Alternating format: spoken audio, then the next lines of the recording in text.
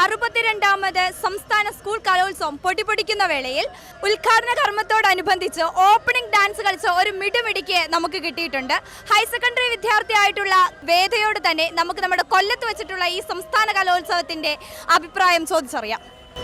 വളരെ എക്സൈറ്റഡ് ആണ്. ആയിഷ മാമിൻ്റെ കൂടെ ഒരു ഓപ്പണിംഗ് ഡാൻസ് ചെയ്യാന്ന് വെച്ചാൽ നമ്മുടെ ഡാൻസ് ലൈഫിൽ ഏറ്റവും കൂടുതൽ നമ്മൾ ആഗ്രഹിക്കുന്ന ഒരു കാര്യമാണല്ലോ ഇങ്ങനെ ഡാൻസ് ചെയ്യുക എന്നുള്ളത്. ഞങ്ങൾ ആദ്യമായിട്ട് ഇവിടെ വെച്ച് തന്നെയായിരുന്നു, അടുത്ത് വെച്ച് തന്നെയായിരുന്നു പ്രാക്ടീസ്. ആയിഷ മാം വരും എന്ന് പറയുമ്പോൾ നമുക്ക് ഭയങ്കര ടെൻഷനായിരിക്കും, പക്ഷേ ഒരു പേടിയൊക്കെ ഉണ്ടായിരുന്നു. പക്ഷെ വന്നു കഴിഞ്ഞപ്പോൾ നമ്മുടെ വീട്ടിലൊരാളെ പോലെ തന്നെ ഭയങ്കര കൂളായിട്ട് എപ്പോഴും ചക്കരയും മോളെ എന്നൊക്കെ പറഞ്ഞ് ആ ഒരു മൈൻഡായിരുന്നു. അതുകൊണ്ട് നമുക്ക് പേടിയില്ലായിരുന്നു, ഭയങ്കര എക്സൈറ്റഡും അടിപൊളിയായിരുന്നു 2 ദിവസം മാമുമായിട്ടും. പിന്നെ അതുപോലെ കൊറിയോഗ്രാഫർ ബിജു ധോനിത്തരംഗ് സാറായിരുന്നു. നമ്മൾ റീൽസിലൊക്കെ കണ്ടിട്ടുള്ളൂ, സാറിനെ ഒന്ന് നേരിട്ട് കാണാൻ പറ്റിയ ഏറ്റവും വലിയ ഭാഗ്യം.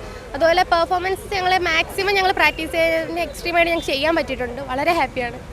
നമ്മുടെ ഈ കൊല്ലത്ത് വെച്ചിട്ടാണല്ലോ ഇപ്പോൾ ഈ വട്ടത്തെ 15 വർഷങ്ങൾക്ക് ശേഷമാണ് കൊല്ലത്ത് വീണ്ടും സംസ്ഥാന കലോത്സവം എത്തിയിരിക്കുന്നത്. അത് സംബന്ധിച്ച് എത്രത്തോളം മനോഹരമാണ് നമ്മളുടെ ഈ കൊല്ലത്ത് വെച്ചിട്ടുള്ള ഈ സംസ്ഥാന കലോത്സവം എന്ന് പറയാമോ?